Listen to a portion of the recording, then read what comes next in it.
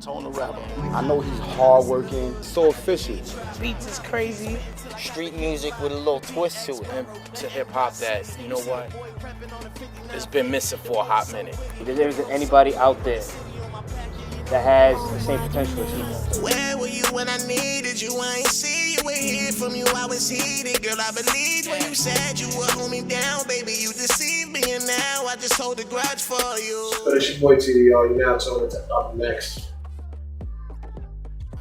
Ideally, my creative process would be this, what you see here. Just lights off, got a cup of Henny, got my hookah, and just beats with a lot of bass that I want to feel it. Like I said, I work 2 jobs, so I'm driving, I'm listening. I always have a headphone in my ear. My AirPods are always in my ear. So even when I'm at work, I always have one AirPod in. And if I'm not listening to Up Next reviews or LOL reviews, I'm listening to beats as I'm working throughout the day. So once I get to the car, I got my Apple Watch on, I'm driving, I'm listening to beats, and anything that strikes me, I go to the voice notes, press record, and I just start rapping into my watch. By the end of the second day, the song is usually done. And then I'll go on one of my lunch breaks, and I'll spit the whole song straight through on a voice note. And then I'll sit with that voice note, and I'll listen to it over and over again in my headphones the next few days to see if I like it enough to come home and record it in my home studio. When I record it in my home studio, I'll sit with it for like a week, fine tune it, nitpick at it until I feel comfortable with it. And then I call my engineer, KB, on, and I book time with him, which is impossible to get. The guy is a beast. So I'll book time with him probably like 2 months out. And then by the time I get to his session, I know the song like the back of my hand because I've heard it so many times. Like if I'm in that ideal setting, anywhere from 2 to 4 songs a day, easily.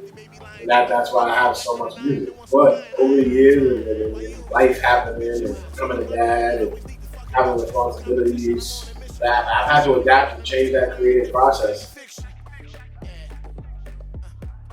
Honestly, I don't think it's come yet. I don't smoke weed. I don't do any drugs. The music stuff is the high that I'm consistently chasing. So when I put the songs out on Up Next, and when I put the songs out on LOL and just seeing how the people respond, how people, it touches people, how people relate to it, that's the high that I live for. Like every song I write, I do it for people to relate to. When you listen to my music, it's all from real life experience. Every once in a blue, I'll just talk my shit and stun on niggas a little bit. But for the most part, it's all heartfelt and real life situations. And that's what I do it for.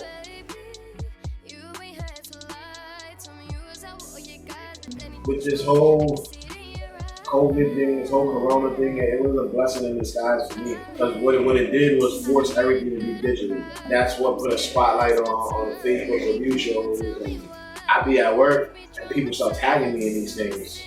And at this point, I'm not making music anymore. I make a song once every 6 months, every 7 months, just for me, for my personal creative relief. I get tagged in these shows and I'm like, fuck it, let me just set some music in. I'm at work, I ain't got shit else to do. So I sent in music, and to my surprise, the response was hands down, like straight 10 out of 10, 10 out of 10, fire emojis. Everybody loved it. And that felt great. I haven't felt that in a long time. I haven't performed in a long time. I haven't put music out in public in a long time. As time went on, I started doing more and more of these review shows now.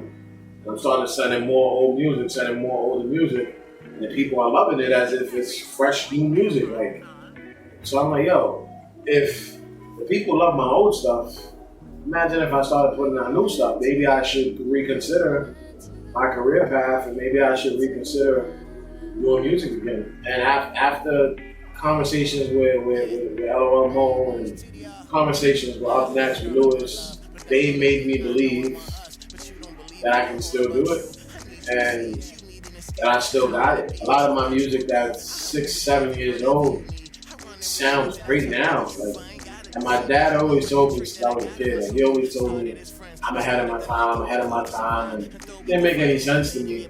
But now I'm seeing it come full circle. Like, songs that I put out 7, 8 years ago, I hit it now. Like, people are really feeling it now. My father wanted me to be a DJ. He didn't want me to rap. That's one thing he didn't want me to do. I used to tell him all the time I wanted to rap. And he always tried to push me towards DJing and teach me how to blend and all that. I wanted him to follow my footsteps. When he was little, I used to put the headphones on his long stomach so he could get used to the music. And everybody complained about it was too loud, but you know, the hell with it. I wanted them to, you know, to hear the music, to follow the beat. This way he could keep rhythm when he came out. You know, he's destined to make it. You know, he's gonna be one of the hottest rappers out there.